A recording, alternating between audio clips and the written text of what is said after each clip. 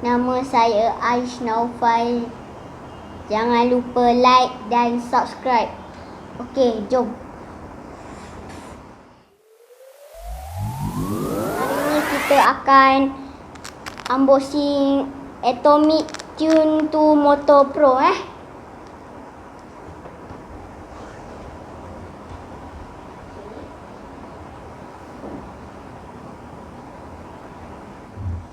Tamiya.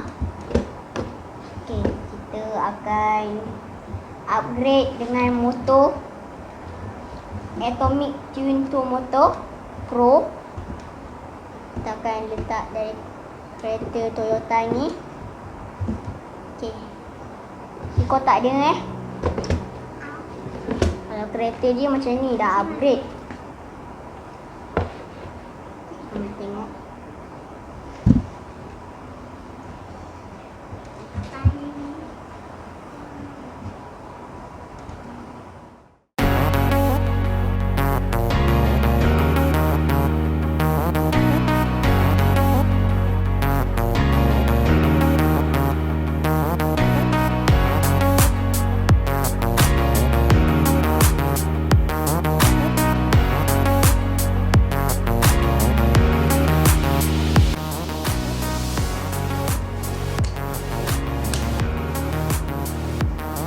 Jangan lupa letak battery charge brand Fujitsu